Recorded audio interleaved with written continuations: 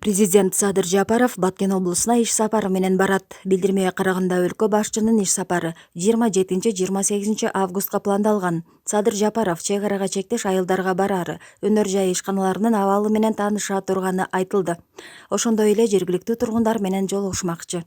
Иш сапардын алкагында кыргыз-тажик чек арасында тажиктердин кол салуусунан жабыркаган Лейлик районунун Максат айылында жаңы курулган үйлөрдү ээлерине тапшырат. Өлкө эгемендигинин 30 жылдыгына карата дагы 140 үйдү куруп бүтүү пландалууда.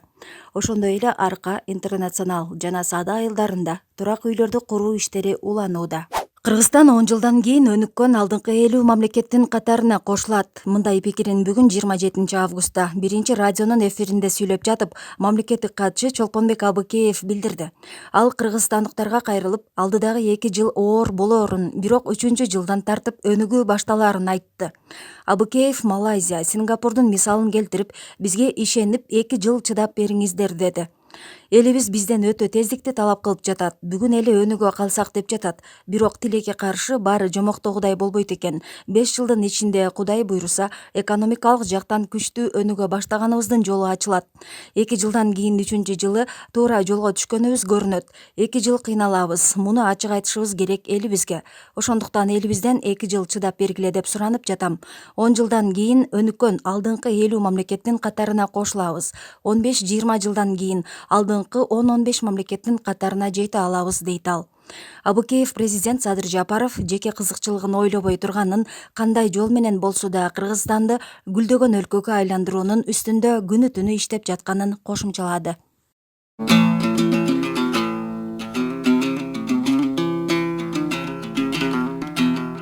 Жогорку кеңешти шайлоо тартиби өзгөртүлдү. Кыргызстанда парламенттик шайлоо системасы өзгөртүлдү. Буга чейин депутаттар пропорционалдык система менен партиялык тизме боюнча шайланып келген болсо, эми аралаш шайлоо системасы болот. Президент Садыр Жапаров бүгүн 27 августта президентти жана жогорку кеңештин депутаттарын шайлоо жөнүндөгү конституциялык мыйзамга өзгөртүү киргизүү тууралуу мыйзамга кол койду. Президенттин басма сөз кызматы билдиргендей, быйыл 11 апрелде өткөн референдумда жаңы конституция кабыл алынып, анда парламентти түзүүнүн жаңы тартиби каралган. Көп коюлган мыйзамга ылайык жогорку кеңеш саясий партиялардын тизмеси 54 мандат жана 1 мандаттуу округ боюнча 36 мандат калыптанат. 2020 Кыргызстанда парламенттик шайлоо өтүп, анын жыйынтыгы жокко чыгарылгандан бери жаңы шайлоо жарыялана элек. Буга чейинки шайлоо мыйзамына ылайык жогорку кеңешке 120 депутат партиялык тизме менен 5 жылга шайланып келчү. Жамбылдагы аскердик кампада катуу жарылуу болду. Казакстандын Жамбыл облусунун Байзак районундагы аскердик бөлүктүн аймагында катуу жардыруу болуп өрт чыкты.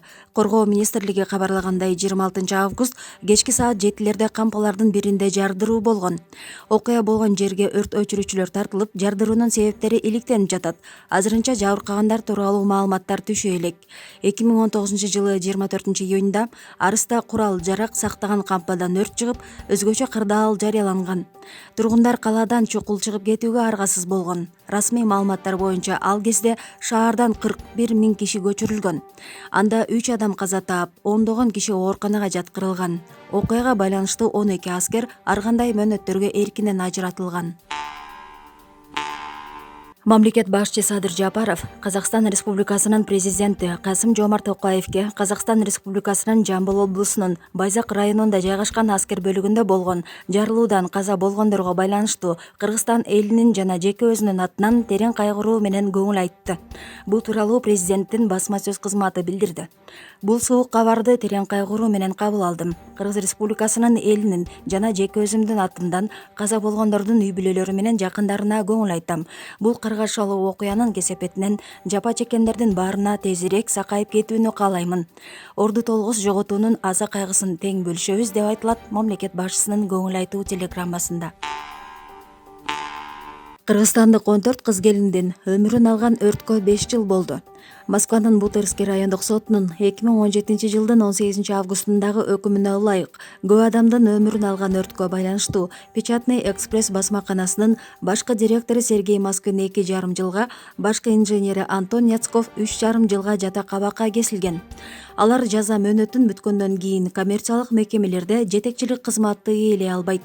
Орусиянын ТАСС агенттигинин маалыматына караганда сот өкүм чыгарууда басмакана директору күнөөсүн мойнуна алганын, өрт курмандыктарынын туугандарынын өтүнүчүн, аларга моралдык чыгым үчүн компенсация төлөнгөнүн эске алганын кабарлаган. Печатный экспресс басмаканасында 2016 жылы 27 августтун таңында болгон өрттөн ал жакта иштеген 17 адам, анын ичинде Кыргызстандын 14 жараны каза болгон. Алардын улуусу 45 жашта, калганы 17-22 жаштагы кыз келиндер эле, бири кош бойлуу болгон. Орусияда расмий 600 миңдей кыргызстандык иштеп жүрөт, бейрасмий алардын саны миллиондон ашык экени айтылып келет. Ак жол өткөрмө бекетинин аймагында ПЦР тесттерди жасап, сатууга шектелип бекам алыш аттуу адам кармалды. Бул тууралуу Ички иштер министрлигинин тергөөчүсү Гүлжигит Мурзабаев журналист Мерим Сырдыбаевага билдирди. Сырдыбаева бүгүн саат 11:00 күбө катары көрсөтмө берүү үчүн Ички иштер министрлигине чакырылды. Өлүм өмүрдөн акча жасаган шылуундар деген аталыштагы журналисттик иликтөө 23 августта жарыяланган. Анда ПЦР тесттерди жасалмалап саткан бир нече фактылардын бети ачылган. Алардын бири Ак жол өткөрмө бекетинде аныкталып, бекетти бекам алыш каймана аттуу жигит ээлери белгилүү болгон. Бекам алыш саткан ПЦР тест 3000 сомду түзгөн. Жасалма документ Банецкий лабораториясынын бланкында даярдалган. Бул лабораториянын жетекчилиги алардын атын жамынып, жасалма тест жасагандар ого эле көп экенин билдирген. Францияга элчи болуп барган Садык Шернияз алгачкы сезимдери менен бөлүштү. Кыргыз өлкөсүнүн Франциядагы атайын жана ыйгарым укуктуу элчиси Садык Шернияз ишеним грамотасынын көчүрмөсүн Франциянын Европа жана Тышкы иштер министрлигинин мамлекеттик протоколунун башчысы Филипп Франкка тапшырды. Бул тууралуу өлкөнүн Франциядагы атайын жана ыйгарым укуктуу элчилигинен билдиришти. Садык Шернияз алгачкы сезимдерин социалдык тармактагы баракчасына жарыялады. Унаасы 5 секундка эрте келди. Так сүйлөгөнү кыска нуска. Эл аралык саясаттан жөнөкөй протоколго чейин галстукту кайсы жерде тагынбай койсо да болот, эл биринки түшүндүрүп берип отурду. Жылмайган көздөрүнөн эбегейсиз тажрыйба байкалат. Элчиликтин мындан мурунку алакадагы анча-мынча көйгөйлөрүн бир баш ийкөө менен чечип жатты. Франциянын президенти менен 1-2 айдын ичинде жолугарымды айтты. Ар тараптуу колдоо көрсөтүүгө даяр экенин билдирди деп жазды Садык Шернияз. Жаткал районунда элдин нааразычылыгынан кийин оор жүк ташуучу унаалар текшерилди. Жергиликтүү тургундардын айтымында, алардын нааразычылыгынан кийин оор жүк ташуучу унаалардын салмактары текшерүүгө алынды. Эл чоң унаалар асфальт жолдорду талкуулап, жүктөрдү ченеминен ашыкча жүктөп жатат деп текшерүүнү талап кылышкан. Элдин талабынан кийин кен казган фирмалардын 10дон ашык унаалары атайын жол таразадан текшерүүдөн өттү. Анда жүк ташыган унаалар жүктү ченемден ашык жүктөбөгөнү аныкталып, унаалар кое берилди. Булак турмуш.